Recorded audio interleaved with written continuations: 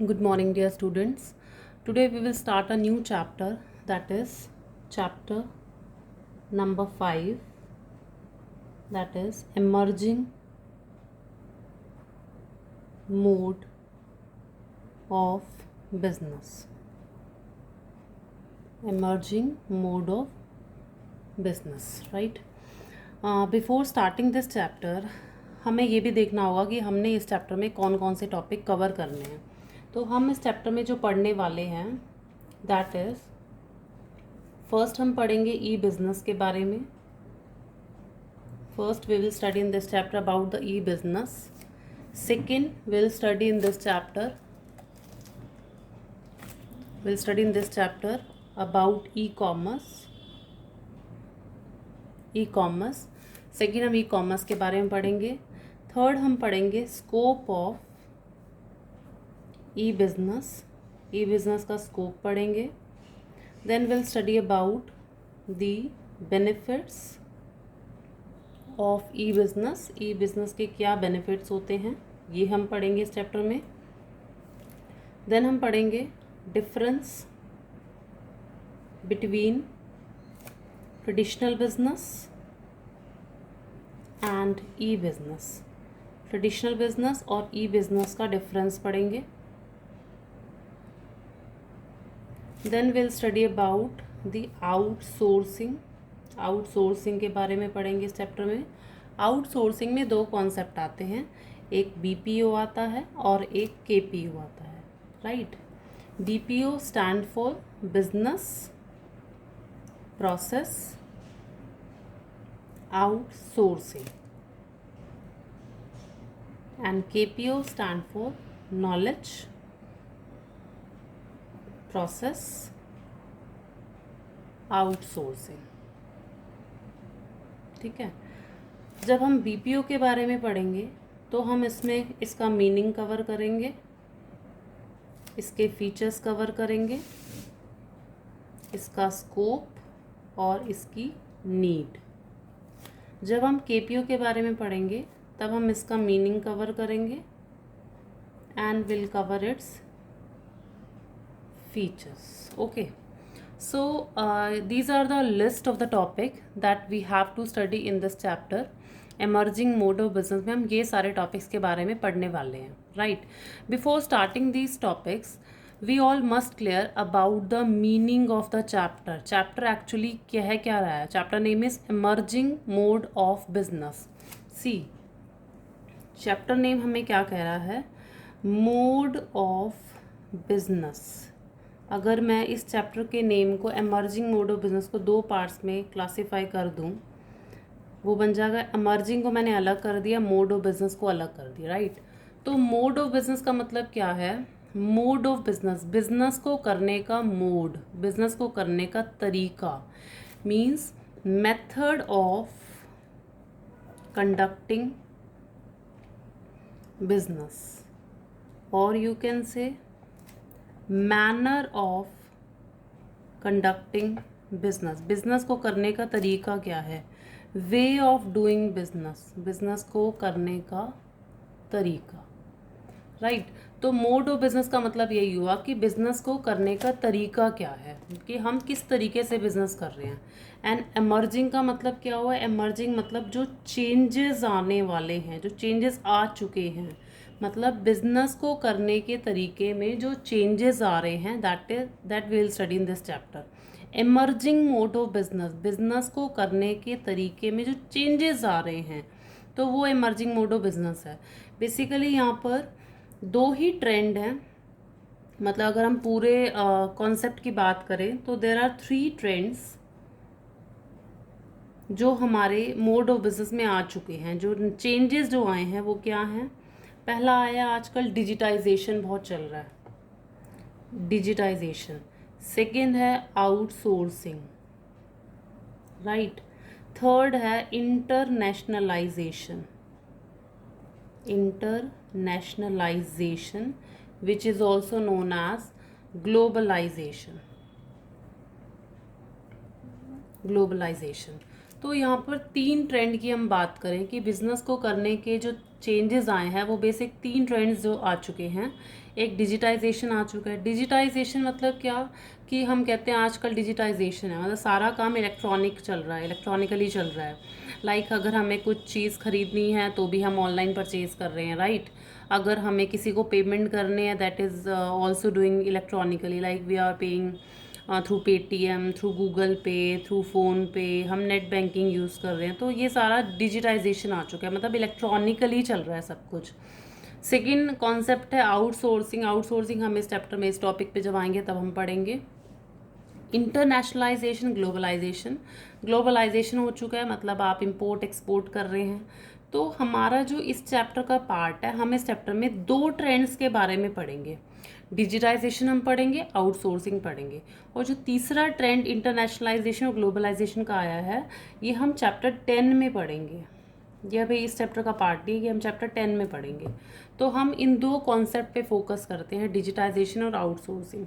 तो ये हमारे चैप्टर का मीनिंग हो गया emerging mode of business. Means जो चेंजेस आए हैं बिजनेस को करने के लिए वो हमारे पास डिजिटाइजेशन आ चुका है और आउटसोर्सिंग आ चुका है, ठीक है।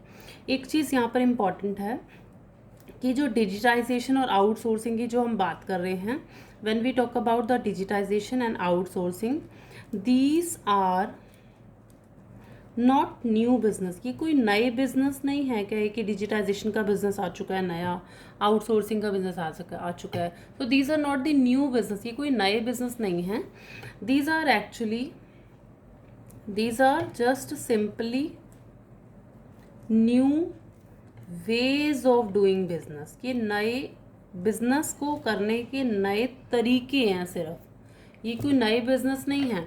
These are not the new business, ये कोई नया बिजनेस नहीं है। These are just the new ways of doing business, ये नए बिजनेस को करने के नए तरीके हैं, राइट। तो ये हमारा एमर्जिंग मोड ऑफ बिजनेस में आया कि बिजनेस को करने के जो चेंजेस आ चुके हैं वो डिजिटाइजेशन और आउटसोर्सिंग आ चुके हैं। But these two are not the new business, these are just the new ways of doing the business. तो ये हमने इस चैप्टर में पढ़ना है। अब आई होप कि चैप्टर का मीनिंग क्लियर होगा, एमर्जिंग मोड ऑफ बिजनेस का मीनिंग होता क्या है, राइट। अब हम स्टार्ट करते हैं इस चैप्टर को ई बिजनेस से। ई बिजनेस होता क्या है, what do you mean by e-business, right?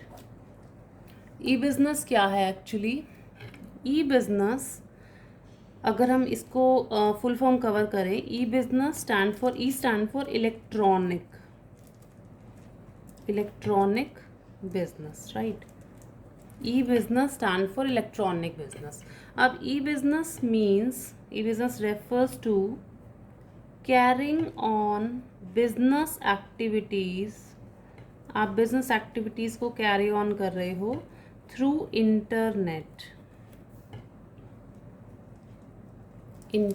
Right. E business means carrying on business activities through internet. आप बिजनेस की सारी एक्टिविटीज़ को इंटरनेट के थ्रू कैरी कर रहे हो, मतलब इंटरनेट के थ्रू आप via internet you are doing your business, that is called the e business. अब बिजनेस एक्टिविटीज़ में कौन कौन सी चीज़ें कवर होती हैं? Business activities include your industry, your trade, your commerce. So e-business stand for electronic business. E-business refers to carrying on business activities through internet. That is, business activities include your industry, trade and commerce. यानी आप ये सारी activities आप via internet कर रहे हो तो वो e-business के अंदर आएंगी। If I talk about the e-commerce, अब e-commerce क्या आता है? e-commerce जो है ना is actually a part of e-business. E commerce जो है वो ई बिज़नेस का एक पार्ट है। मतलब अगर मैं बोलूँ तो e business is much wider term, e business is a broader concept, e business is a much elaborate term. E commerce just a part of the e business. E business जो है बहुत broader है, बहुत बड़ा concept है, इसमें सारी activities आ जाती हैं। लेकिन ई कॉमर्स ना नैरो स्कोप है, ई बिज़नेस थोड़ा सा छोटा है। E commerce only covers buying and selling products and services over the internet, over the internet, right. तो ई कॉमर्स में सिर्फ ना खरीदने और बेचने का चलेगा, मतलब e commerce include only buying and selling of product and service over the internet. लेकिन e business covers not only e commerce, e business में खाली ई कॉमर्स नहीं आता, e business include e commerce and e business also include the other activities. So we can say e business का जो scope है that is much wider and e commerce is much a narrower scope, इसका narrow scope है, right. तो अब हम आगे इसमें और डिटेल में पढ़ते हैं ई बिजनेस और ई कॉमर्स के बारे में। देखिए ज़रा, ई बिज़नेस में हमने पढ़ा, अभी मैंने बताया कि ई बिज़नेस का जो स्कोप है, ई बिज़नेस का जो स्कोप है that is much broader, that is much wider, it is actually a elaborate term, right.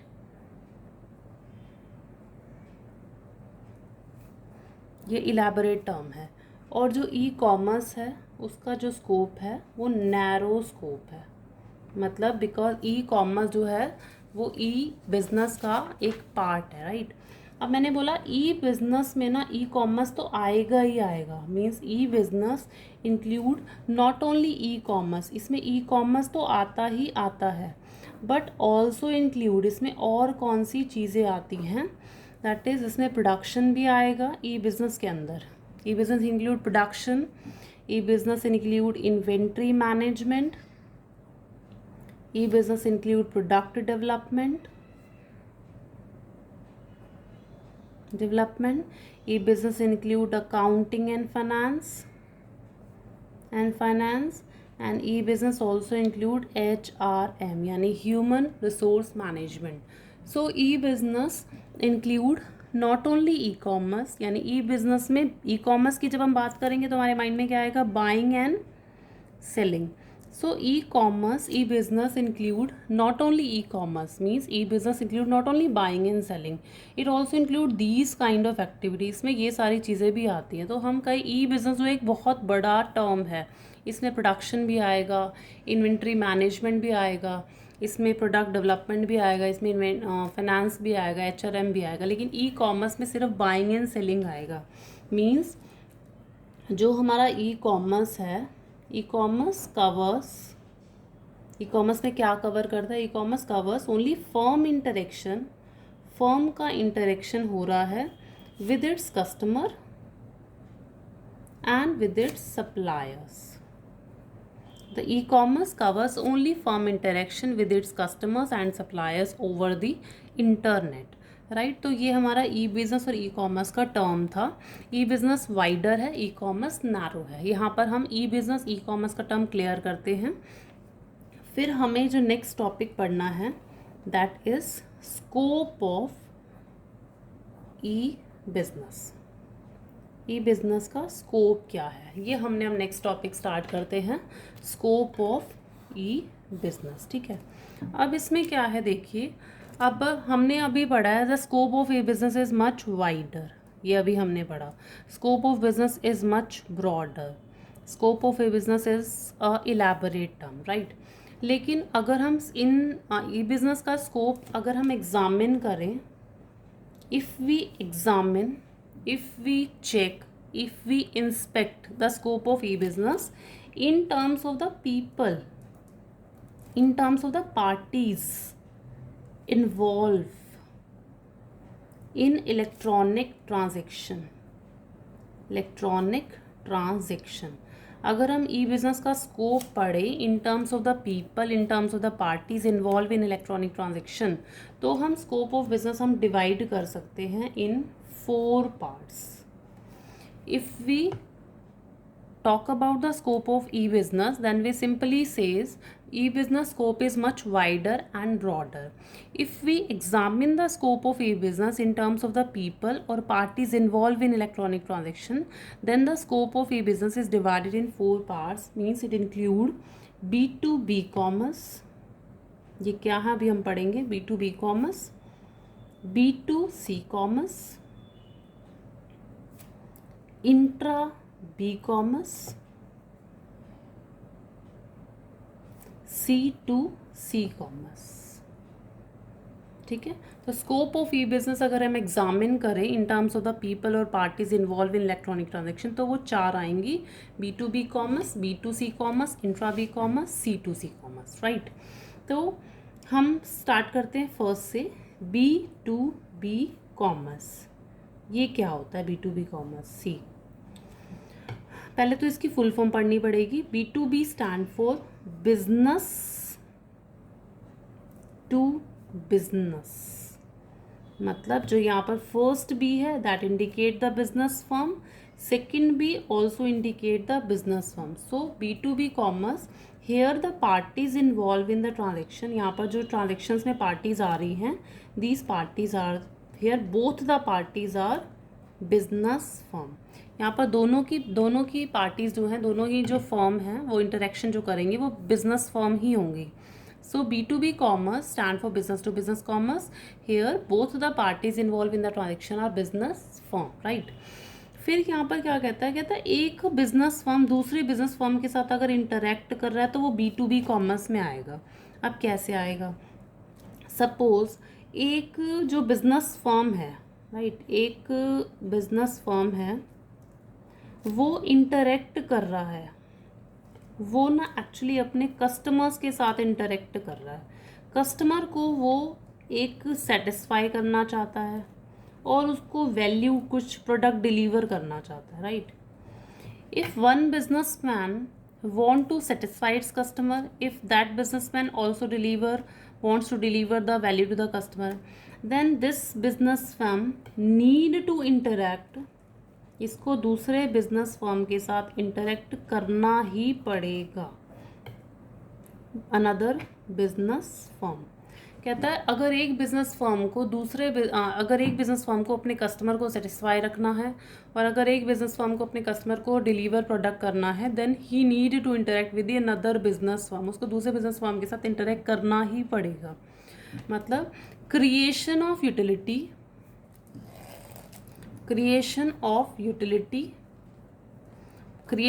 मतलब आप यूटिलिटी मतलब सेटिस्फेक्शन, आप दूसरों को सेटिस्फाई करना चाहते हो, और डिलीवरिंग वैल्यू, आप दूसरों को वैल्यू डिलीवर करना चाहते हो। तो it require one business firm to interact with the another business firm, दूसरे इंटरेक्ट करना पड़ेगा, ठीक है। सपोज तो ये हमारा B2B ट्रांजेक्शन हो गया, मतलब एक बिजनेस फर्म दूसरे बिजनेस फर्म के साथ इंटरेक्ट कर रहा है तो वो B2B में आ जाएगा। अब जैसे एक ऑटोमोबाइल का मैन्युफैक्चर है, ऑटोमोबाइल मैन्युफैक्चरर, ठीक है। अब क्या है, सपोज मैं कोई कार बनाती हूँ, मैं कार मैन्युफैक्चर करती हूँ। अब कार मैन्युफैक्चर करने के लिए मुझे सारे कंपोनेंट असेंबल करने पड़ेंगे, ठीक है। मुझे स्टीयरिंग लगानी है, मुझे व्हीकल्स लगाने हैं, मुझे बॉडी पार्ट्स लगाने हैं, तो मुझे सारी चीज़ें असेंबल करनी है। अब असेंबल करने के लिए मुझे ये सारी चीज़ें लाऊंगी कहाँ से? मुझे ये अदर सप्लायर्स या फिर वेंडर के साथ मुझे कांटेक्ट करना पड़ेगा।